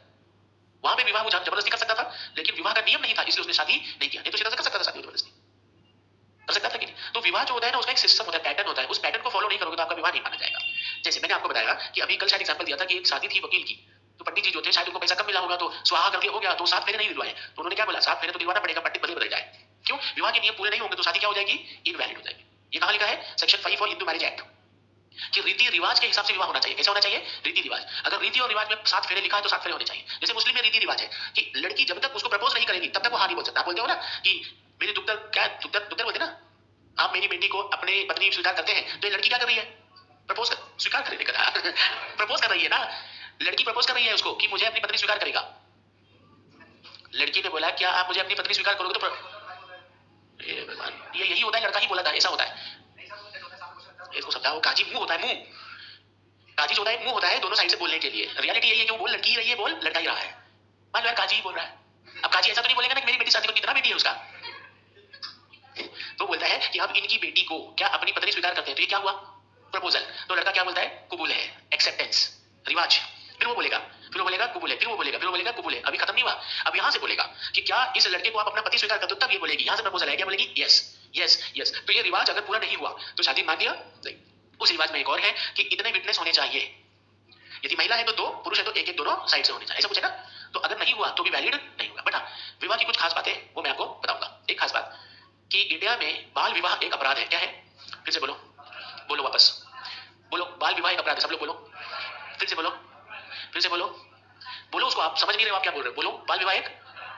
तो इसका मतलब क्या, अगर किसी का बाल विवाह हुआ है तो विवाह होगा कि नहीं? इसीलिए मैं इतनी बार बुलवाया, वो एक अपराध है, विवाह तो है, शब्दों का खेल। बाल विवाह हो या कोई विवाह, विवाह हो गया तो विवाह है, वो अपराध है तो उसकी सजा मिलेगी। ऐसा नहीं है कि वो विवाह नहीं है, तो वो दोनों आपस में क्या होंगे? पति और पत्नी होंगे। यहाँ पर एक नियम आया है कि यदि लड़की की शादी 16 साल में हो जाए और वो 18 साल की होती है, तब उस समय वो 18 के बाद 1 या 2 साल का कुछ नियम है, उस 2 साल के अंदर चाहे तो अपनी शादी को इनवैलिडेट कर सकती है, लेकिन विवाह तो विवाह माना जाएगा। इसलिए हर शब्द को ध्यान से सुनना है। अगर मैंने ऐसा कहा कि विवाह में रीति रिवाज है, अगर रीति रिवाज फॉलो किया गया तो विवाह है या नहीं है? अगर मुस्लिम में किसी छोटी लड़की का किसी लड़के के साथ शादी हो गया तो निकाह होगा, वो अपराध होगा। क्यों? क्योंकि प्यूबर्टी वाला कॉन्सेप्ट वहां आता है। अगर वो प्यूबर्टी को नहीं हुई है तो वो शादी मानिए, लेकिन भाई शादी तो हो गई है ना, उसकी पत्नी लीगली तो हो गई है, राइट। तो एक ये चीज है मैरिज का, राइट, फर्स्ट पॉइंट। अच्छा, ये संस्था कैसी है? कानूनी संस्था या सामाजिक? इतना तो मालूम है ना। हाँ, देखिए, marriage is a social institution. यह एक टाइम बताते जाना, यह एक सामाजिक संस्था है।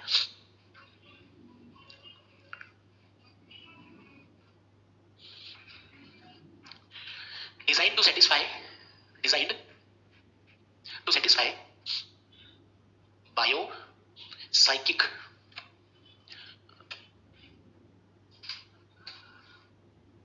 बायोसाइकिक नीड्स ऑफ अ मैन। विवाह एक सामाजिक संस्था है जो कि व्यक्ति के जैविक एवं मनोवैज्ञानिक, जो कि व्यक्ति के जैविक, बायो का मतलब होता है जैविक, एवं मनोवैज्ञानिक आवश्यकताओं की पूर्ति करता है। ठीक है, तो 2 वर्ड है, जैविक। जैविक मतलब इसी के थ्रू आप बच्चा पैदा कर सकते हैं। ध्यान से समझिए, बच्चा पैदा करना बायोलॉजिकल एक्टिविटी है, तो आप शादी के बिना भी कर सकते हैं। क्यों नहीं माना जाता है? क्योंकि वो बच्चे को समाज जो है वो एक्सेप्ट नहीं करता। जैसे आप अपने पिताजी के सामने अपने वाइफ को बोलते हो चलो आज घूम के आते हैं, या अपने पिताजी के सामने अपनी वाइफ का हाथ पकड़ के लेके चलते हो, चल घूम के आते आज, है ना। या अपने पिताजी के सामने आप मस्ती करते हो अपनी वाइफ से, अब अपनी गर्लफ्रेंड लेके जाओ अपने घर और अपने पिताजी को बोलो तुम्हारी बहू है, बाप जूता निकाल के इतना मारेगा ना। जैसे आप अपनी गर्लफ्रेंड का हाथ पकड़ के चल रहे हो, आपका बाप है हाथ छोड़ के इस तरफ, लेकिन क्या आप अपने वाइफ के साथ जा रहे हो तो छोड़ के भाग जाओगे? कुछ नहीं भागेगा ना कोई। और अगर मान लो भागे तो ना पत्नी उतरी चप्पल निकाल के इतना मारेगी ना कि तुम्हारा भागने लायक रहोगे कि नहीं रहोगे? नहीं रहोगे। इसीलिए लिखा गया है कि ये सामाजिक संस्था है ना। Next, number 2, it is one of the most ancient institution. It is one of the most ancient institution. यह एक प्राचीनतम संस्था है। देखो बेटा, यह एक प्राचीनतम संस्था है। Comma, it is universal. यह सार्वभौमिक है। यूनिवर्सल मतलब समझ गए, हर जगह है, अलग अलग तरीकों में, फॉर्म्स में है। Next, it fixes certain duties in respect of children born out of the union. Children born out of the union, BORN लिखेंगे, out of the union। इस जोड़े से उत्पन्न संतान हेतु, इस जोड़े से उत्पन्न संतान हेतु यह संस्था कुछ कर्तव्यों को लागू करती है।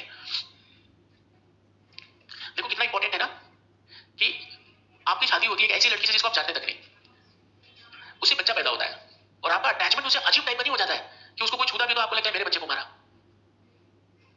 है ना। आज आपको कोई गाली देता है तो आपसे ज्यादा गुस्सा किसको आता है? माँ बाप को। अगर वो शादी के बिना जैसे आपकी गर्लफ्रेंड को बच्चा हो जाए, देखना आपका अटैचमेंट उतना नहीं होगा। क्यों नहीं होगा? क्योंकि आपने जो लिखा है ये शादी के बिना कोई ड्यूटीज अटैच ही नहीं हो रही है, उसके कुछ राइट्स ही नहीं बन रहे हैं। लड़का क्या बोलेगा? क्या मालूम किसका है ये लड़का, मेरे को क्या मालूम। अब शादी होने पर किसी का भी बेटा है तो तुम्हारा भले वो शादी के दूसरे महीने पैदा हो गया हो है तो तुम्हारा।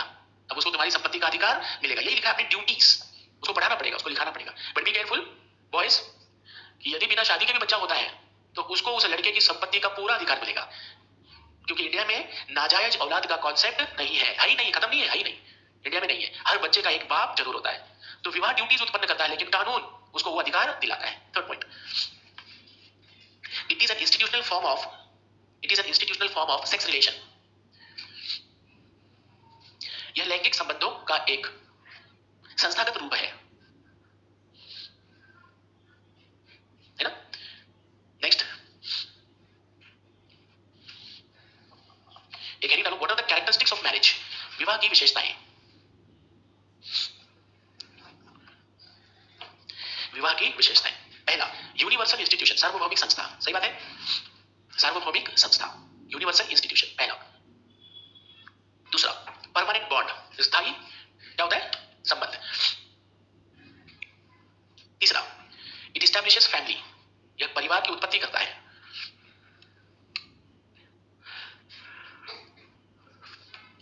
सिविल एंड रिलीजियस सेरेमनी, नागरिक एवं धार्मिक क्रिया। इट रेगुलेट्स सेक्सुअल रिलेशनशिप, लैंगिक संबंधों का विनियमन करता है। ये सब अभी आपने पढ़ लिया है सब। जैसे कि आप बच्चा पैदा करने के लिए शादी जरूरी है क्या? नहीं, लेकिन जो अभी लास्ट में आपने पॉइंट लिखा है वो यही है ना कि अगर आपको बच्चा पैदा करना है या आपको सेक्सुअल रिलेशनशिप एस्टैब्लिश करना है तो उसके लिए एक ही संस्था है, वो कौन है? विवाह, marriage. Next, it has certain symbols, कुछ प्रतीक चिन्ह होते हैं। अब ये मामला थोड़ा सा मुद्दे वाला है। लड़की लोग बोलते हैं सर लड़का लोग को भी कुछ ना कुछ तो होना चाहिए। जैसे लड़की लोग सिंदूर लगाते हैं, मंगलसूत्र पहनते हैं, या वो जुड़ा या चूड़ा, इतना बिहार में यहाँ तक सिंदूर लगाते हैं, यहाँ तक हम सबका अपना तो पता चल जाता है कि इसका शादी हो गया, उसका शादी हो गया, उसका शादी हो गया, उसका शादी हो गया। अब लड़का लोग क्या है? अच्छा, जिसका बाल उड़ गया मान लो उसका शादी हो गया है। ऐसा तो यार मेरे बाप का भी बाल उड़ा नहीं है, नहीं उड़ाएगा फिर उसका बाप का शादी नहीं हुआ है एक मान्यता है कि हम ऐसा करते हैं। बाकी इस पे मुद्दा वाला बात है तो ऐसी बात कर लेते हैं। नेक्स्ट, हाँ ये भी हो सकता है। It creates rights and obligations, देखो बेटा, it creates rights and obligation, यह अधिकारों एवं दायित्वों का राइट्स एंड ऑब्लिगेशंस, यह अधिकारों एवं दायित्वों का निर्वहन करवाता है। मेरी वाइफ है वो डेली बोलेगी ये लाके दो, यार कहाँ से लाके दो, एक ही डायलॉग मारती, शादी क्यों किया? सही बात है ना। तो वो लाके दो, वो उसका राइट है और वो मेरे लिए क्या है? ऑब्लिगेशन है, उसका अधिकार और मेरा कर्तव्य है। बोले कि चलो उधर घुमा के लाओ, मैं बोला पैसा नहीं है तो शादी क्यों किया? तो उसका अधिकार है घूमने का, क्योंकि अभी आप लड़की लोग हो तो आज आपका जिधर मन करता है आवारा की तरह घूमते हो कि नहीं? घूमते हो ना, क्योंकि आपका अधिकार है और आपके पिताजी का ऑब्लिगेशन है। तो पिताजी अपना ऑब्लिगेशन किस पे डाल दिए? आपके हस्बैंड पे। आप उसको उसका ऑब्लिगेशन उठाना पड़ेगा। इसीलिए विवाह इतना आसान नहीं होता जितना आप लोग सोचते हैं ना, उतना आसान नहीं होता। कैसा? देखो होने को तो कुछ भी हो सकता है, लॉ नॉर्मली फीमेल के फेवर में है, लेकिन अभी कुछ मामलों में ऐसा हुआ है कि वाइफ को हस्बैंड को मेंटेनेंस देने के लिए कोर्ट ने ऑर्डर दिया है ये एक्सेप्शनल केसेस है, अपवाद है। मान लो आपके हाथ में कट गए, तब आप अपनी वाइफ को कहां से अपने उसके राइट्स का आप बांध उठा पाओगे? नहीं, आपकी नौकरी नहीं है तो कहां से उसको घुमा पाओगे? तो आपकी वाइफ का ये ऑब्लिगेशन बन जाएगा कि तुम अपने हस्बैंड की देखरेख करो, लेकिन ये डिसीजन कोर्ट लेता है। अगर आप अंबानी हो और आपके हाथ में कट गए हैं तो बोझ आप ही को उठाना पड़ेगा, और क्या आपकी वाइफ उस लायक नहीं है ना, आप अंबानी है। नेक्स्ट, एटसेट्रा, बोलो क्या आप? हाँ, तो मेंटल रेप एक चैप्टर उसमें पढ़ेंगे तो है।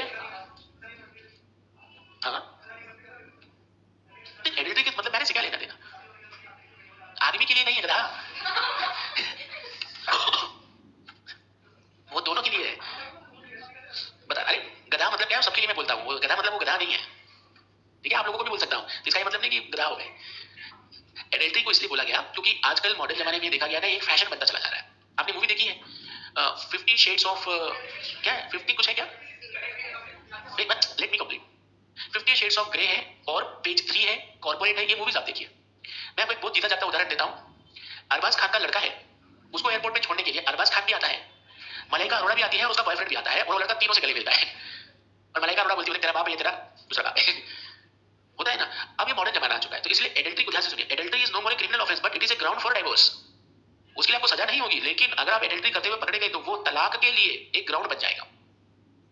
और ये हर केस में नॉर्मली एडल्ट्री कौन करते पाया जाता है, लड़की या लड़का? 90% केसेस में ओनली मेल, ना फीमेल नहीं। किसी ना किसी लड़की के साथ। तो जब अगर आप लड़की के साथ हैं तो केवल सजा मेल को मिलेगी, क्योंकि एडल्ट्री हमेशा मैरिड कपल के ही हो सकते हैं। जैसे का क्या मतलब है, जब मैंने आपको बता दिया कानून ये है कि मैरिड होना चाहिए, तो अगर ये लड़की 4 बॉयफ्रेंड घुमाती है तो एडल्ट्री नहीं है। अगर ये महिला का एक बॉयफ्रेंड है तो ये महिला एडल्ट्री में है, वो बॉयफ्रेंड नहीं। क्यों? क्योंकि वो मैरिड नहीं है। तो मैरिड आदमी ही एडल्ट्री कमिट कर सकता है। दोनों हाँ हो सकता है ना, तो मैरिड है ना बेटा, अरे मैरिड तो है ना, तो दोनों ही मैरिड हो तो क्या हो गया, मैरिड तो है ना। इसलिए सजा इसमें किसको रखी गई थी, मैरिड को। अब एक छोटा सा हेडिंग है, किसी क्वेश्चन नहीं आता है लेकिन पढ़ लीजिए, टाइप्स ऑफ मैरिज। लेकिन सुनिए, मैं आपको अर्श विवाह, दैव विवाह, गंधर्व विवाह नहीं कराऊंगा, क्योंकि ऑलरेडी आपका हिस्ट्री में हो चुका है। हाँ नहीं हुआ है तो होगा, करवाएंगे, या तो जावेद सर करवाएंगे या तो कैश आलम सर करवाएंगे। वो गंधर्व अर्श विवाह, इंग्लिश में भी यही बोलते हैं, अर्श विवाह 7 टाइप्स ऑफ मैरिजेस है, वो करवाए होंगे सर ने आपको। लव मैरिज उसी में आता है, गंधर्व विवाह, उसको लव मैरिज बोलते हैं। ठीक है, बोल रहे हो।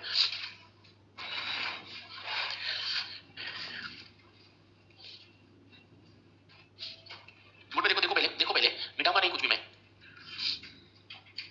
मोनो का मतलब होता है एक, गैमी का मतलब होता है विवाह। तो इसको हिंदी में कहते हैं एकल विवाह, और दूसरे वाले कहते हैं बहु विवाह। बहु नहीं बहु, बहु नहीं बहु, हाँ छोटी वाली, तो मतलब ज्यादा, एक से ज्यादा औरत हो सकता है, एक से ज्यादा आदमी हो सकता है। मोनोगमी में एक ही औरत होगा या एक ही आदमी होगा। बोर्ड में देखो, यहाँ पे 2 टाइप का होता है, सीरियल मोनोगमी होता है और नॉन सीरियल। देखते जाइए, बनाने के लिए आप बना लेना बेटा, मैं बना लिखूं, मैं छोड़ दूंगा इसी। सीरियल का मतलब क्या होता है, सीरियल देखा है आपने, दूसरा एपिसोड कब आता है, खत्म हो जाता है, तो पहले का खत्म होना पड़ेगा। तुम्हारी पहली वाइफ मरेगी तो दूसरी जब शादी करोगे तो बताओ तुम्हारी कितनी पत्नी हो गई, 1 2 कहां हो गई, एक ही हुई ना। तो अभी भी आदमी खुश है, दूसरी वाली आत्मा है बेटा। और कंचना कितना मारती है मालूम है ना, तो कंचना को पत्नी मत समझो, वो निकल गई हाथ से, राइट, मर गई, और उसके बाद आपने शादी किया तो सीरियल में आ गया। नॉन सीरियल में क्या होता है, मर गई तो खत्म, फिर शादी आपने नहीं किया। ठीक है, क्लियर हो रहा है मोनोगमी का। अब सीरियल में भी ना, एक और अलग से बना देता हूं मैं, सोरोरल और नॉन सोरोरल। हिंदी लिख देता हूं शादी, लेकिन ये पॉलीगमी में भी आ सकता है, सोरोरल पॉलीगमी और नॉन सोरोरल। पहले यहां पे आप समझ लो, सोरोरल में क्या हुआ कि आपकी पहली पत्नी मर गई, तो जो दूसरी पत्नी है वो आपकी साली है, दूसरी पत्नी आपकी, तो सीरियल मोनोगमी होगा लेकिन सोरोरल, सीरियल मोनोगमी होगा लेकिन सोरोरल। समझ आई बात।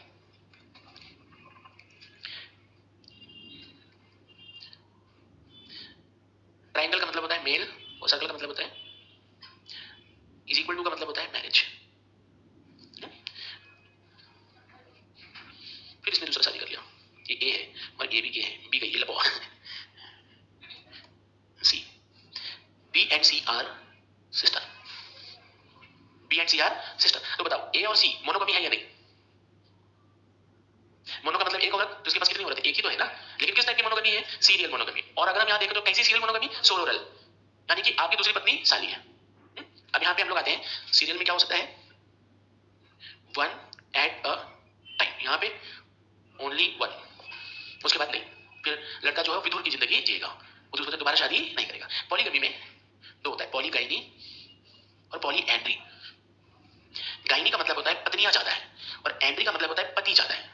क्या ज्यादा है, पति ज्यादा है, बट दोनों जगह ज्यादा है, राइट। तो पॉलीगाइनी में सोरोरल हो सकता है और नॉन सोरोरल, मतलब समझ गए। यहाँ पे ऑल वाइफ आर क्या हो गया, सिस्टर्स। आपने अपनी वाइफ से शादी किया, साली से भी कर लिया, और दूसरी वाली साली से भी कर लिया, मतलब तीनों साली से कर लिया। तो आपने कैसे क्या किया, आपने पॉलीगाइनी, सॉरी पॉलीगमी, पॉलीगमी में आपने क्या किया है, सोरोरल पॉलीगाइनी किया, क्योंकि सारी औरतें आपकी कौन है, बहनें हैं। अब नॉन सोरोरल में क्या है कि आपके पास all wives are not sisters. आपने क्या किया, एक लड़की पटाई शादी कर ली, फिर दूसरी पटा के शादी कर ली, फिर तीसरी पटा के शादी कर ली, तो कितनी पत्नियां हो गई, मरी कोई भी नहीं है, लेकिन तीनों आपस में बहनें भी नहीं है, एक तरफ घर वाली दूसरी तरफ बाहर वाली। तो आपने पॉलीगाइनी की है, क्या किया है, ऐसी आपकी वाइफ ने की। आपकी वाइफ ने आपसे शादी की, एक और से भी शादी कर ली, एक और से भी कर ली, तो उसने क्या की? पॉलीएंड्री। अगर तीनों पति उसके भाई हैं तो फ्रेटर्नल, फ्रेटर्नल मतलब भ्रातृत्व, यानी कि सारे पति कौन है? भाई है। उदाहरण पांडव, तो मोर देन वन हस्बैंड है और सारे हस्बैंड भाई है। नॉन फ्रेटर्नल, अरे कहां चला गया? नॉन फ्रेटर्नल, अरे नॉन फ्रेटर्नल अरबाज खान। लेकिन अरबाज खान का क्या आएगा शादी में बताओ? मोनोगमी आएगा या पॉलीगमी? मोनोगमी। अब वो दोनों हस्बैंड वाइफ नहीं है। ये क्लियर हो गया आपको? ये टाइप्स ऑफ मैरिज है। अब आप चाहे अर्श विवाह रहो या गंधर्व विवाह रहो, सब इसी में आएगा। अगर अर्श विवाह, अर्श का मुझे नहीं पता, गंधर्व विवाह मान लो मैरिज भी करते हो, अगर एक ही लड़की से शादी की तो क्या हो गया? मोनोगमी। अगर दो लड़कियों से शादी किया तो पॉलीगमी। अगर दोनों लड़कियां बहनें हैं तो सोरल पॉलीगाइनी। अगर दोनों लड़के भाई हैं और एक ही लड़की से शादी की है तो ये ड्रॉ कर लो आप। अब आराम से कर लो, चलो बेटा। अब बोलो पॉलीगाइनी का इंडियन में उस तरफ होगा, नॉर्थ ईस्टर्न स्टेट्स में। हाँ, पॉलीएंड्री भी है। तोड़ा जो ट्राइब्स है, टोड़ा ट्राइब्स, टीओडी है, तमिलनाडु या साउथ इंडिया में ट्राइब्स। देखो ये सेक्स रेशियो पे डिपेंड करता है। अगर लड़का कम है लड़की ज्यादा है तो पॉलीगाइनी होगा, मतलब एक ही लड़के 4-5 लड़की शादी करेंगे। अगर लड़की कम है लड़का ज्यादा है तो पॉलीएंड्री होगा।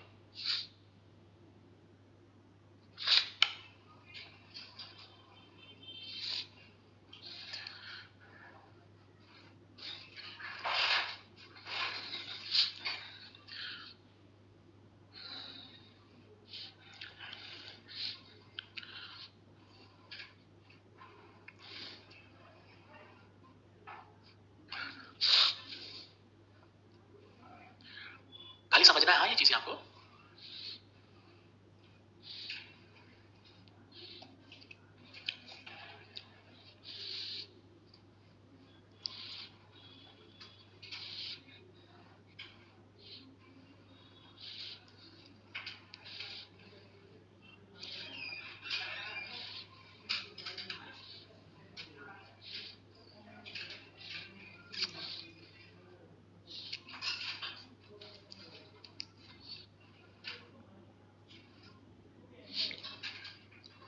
तो बताओ आप लोगों को क्या लगता है कि सबसे आइडियल फॉर्म ऑफ मैरिज कौन सा है?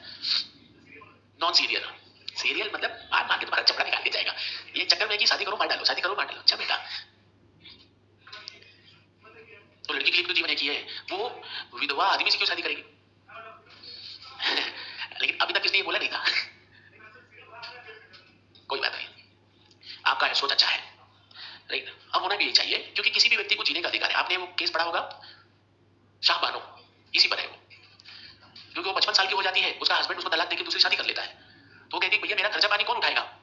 तो मुस्लिम लॉ में मेंटेनेंस नहीं होता, क्योंकि आपको महर पेमेंट कर दिया तो खत्म हो गया, फाइनल। ऐसा कुछ लॉ है उसमें। तो सुप्रीम कोर्ट ने बोला कि नहीं, जो मेंटेनेंस का कानून इंडिया में है वो जेंडर, सॉरी, वो रिलीजन न्यूट्रल है, वो महिलाओं के लिए है, वो हिंदू महिला के लिए है, ऐसा। और उसने बहुत अच्छा बात कही थी शाह बानो ने। जानते हो क्या बोला था? मुझे मेंटेनेंस नहीं चाहिए, मैं दूसरी शादी करना चाहती हूँ, मेरी शादी करवा दो, या तो कोर्ट करवा दे या तो मेरा हस्बैंड करवा दे। अब बताओ उस बुढ़ी से कौन शादी करेगा? और वो भी गरीब। वैलिड क्वेश्चन है ना उसका। भैया तुम तो कर लिया दूसरे से शादी, उसकी शादी कौन करेगा? इसीलिए मेंटेनेंस दिया गया उसको। कानून बहुत ही सोच समझ के चलता है, ऐसे नहीं चलता ना, हवा में नहीं चलता ना कानून, नहीं था। नेक्स्ट, अभी दो टाइप और हैं, अलग अलग से लिखेंगे। लिखिए अनुलोम, अनुलोम, हिंदी इंग्लिश दोनों में सेम ही लिखना है, अनुलोम, राइट। अब देखो यहाँ मैं आपको कुछ बेसिक चीज समझा देता हूँ। एबीसीडी में सबसे पहले क्या आता है? दूसरी चीज जो आपको दिमाग में रखनी है, लड़का। क्या रखना है? बोलो, लड़का। तो अनुलोम में लड़का जो होगा वो हायर कास्ट का होगा और लड़की जो होगी वो लोअर, बोलो, कास्ट की। बोर्ड पे देख लो। दूसरा है प्रतिलोम, मैं लिखा दूंगा प्रतिलोम। ध्यान रखना है कि लड़के को ही आपको रखना है। तो यहाँ पे लड़का जो होगा वो लोअर कास्ट का होगा और लड़की जो होगी वो हायर कास्ट। अब चाहे आप गर्ल को पहले रख लो या बॉय को रख लो, लेकिन जिसको रखोगे दोनों साइड उसी साइड से चेक करना है। तो अनुलोम में लड़का कौन से साइड का होना चाहिए? हायर। और प्रतिलोम में लड़का लोअर कास्ट। तो बताओ अगर मिश्रा जी ने किसी एससी से शादी किया तो ये कैसी शादी है? अनुलोम। अगर एससी लड़के ने किसी जनरल लड़की से शादी किया है तो बताइए कैसी शादी है? बोलो, प्रतिलोम। अच्छा एक बात बताओ, अगर किसी एससी लड़की ने जनरल बॉय से शादी की, ये कौन सी शादी है? अनुलोम। मैं बस खाली इसको इधर कर दिया, ये भी अनुलोम है और ये भी अनुलोम। अब पहले निकालिए अनुलोम। इसके अंतर्गत पुरुष, इसके अंतर्गत पुरुष उच्च जाति का होता है तथा महिला निम्न जाति की। Under this type of marriage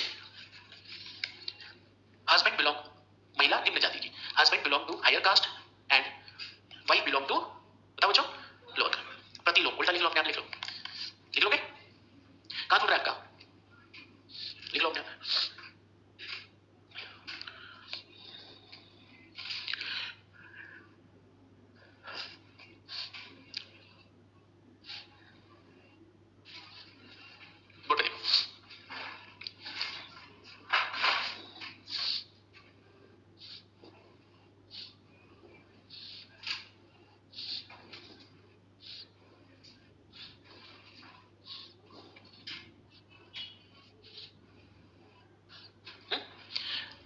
इसका नाम रख दिया ए, इसका नाम रख दिया मैंने बी। तो ए और बी कौन है बोलो?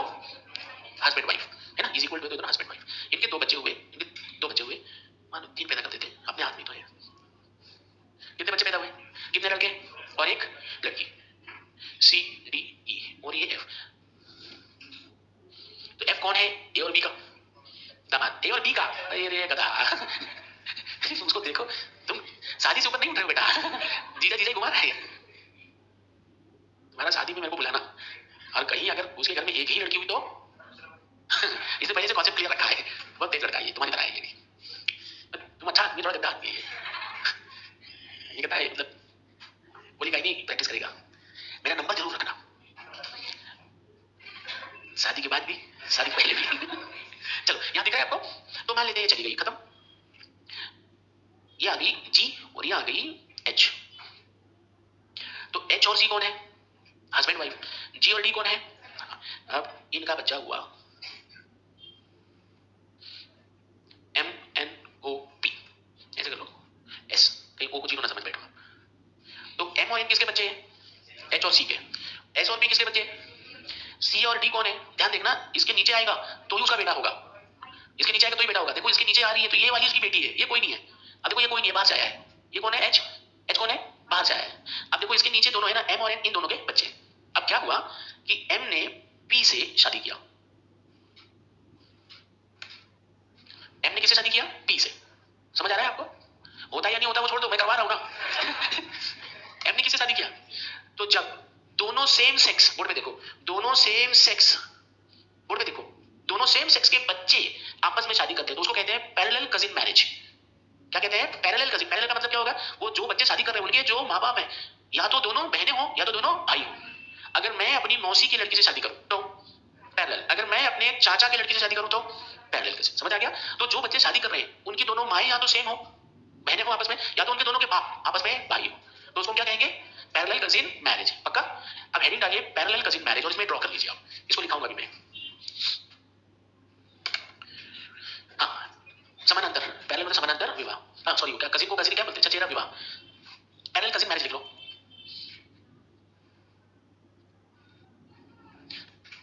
इंद्र बच्ची को एक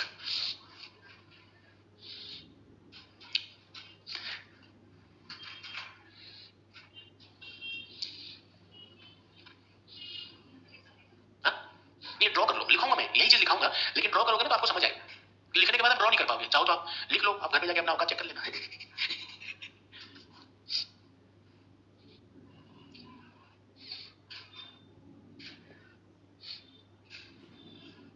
ये डब्बा चाहो तो डब्बे को आप ऐसे कर दो, काट भी सकते हो कि ये तो चली गई।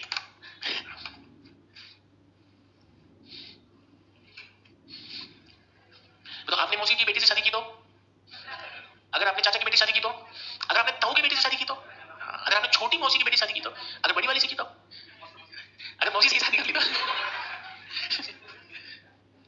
अच्छा, अगर आपने अपने मामा की बेटी से शादी की तो क्रॉस कजिन हो जाएगा। कैसा कजिन? क्रॉस। तो अपोजिट सेक्स हो जाएगी, एक तरफ फीमेल की साइड का, दूसरी तरफ मेल की साइड का। वो मैं बताऊंगा अभी।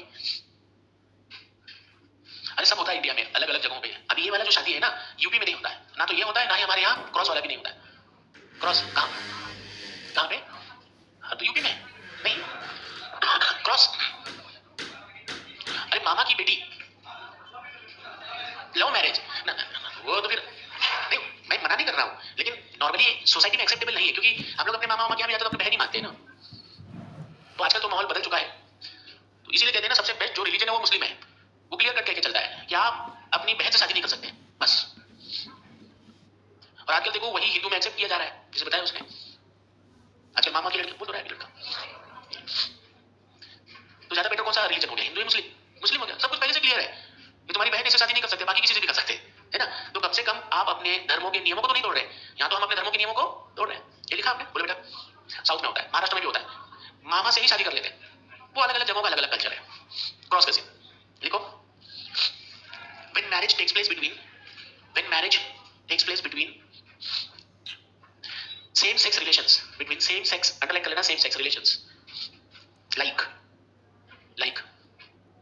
brothers son and brothers daughter। वही तो बनाया आपने ना, भाई का बेटा और भाई की बेटी, एक भाई का बेटा और दूसरे भाई की बेटी है। और sisters son and sisters daughter. जब समान लिंग संबंधों में विवाह हो, जब समान लिंग संबंधों में विवाह हो, जैसे कि भाई के बेटे का विवाह दूसरे भाई के बेटी से हो, या बहन के बेटे का विवाह दूसरे बहन के बेटी से हो, ठीक है। अब देखो यही चीज आपने ग्राफ में समझा, लेकिन लिखने में दिक्कत हो रही है ना। मुझे पता है ना कि जब हम पढ़ रहे होते हैं ना तो हमको लगता है कि सब आसान है, 1 घंटे बाद सब खत्म हो जाएगा। बहन के बेटे का विवाह दूसरे बहन की बेटी से हो। नेक्स्ट वाला अभी हम लोग आज नहीं करेंगे, क्रॉस कजिन कल करेंगे, ठीक है, क्योंकि वो दूसरे बैच का भी टाइम हो जाता है, राइट। Next time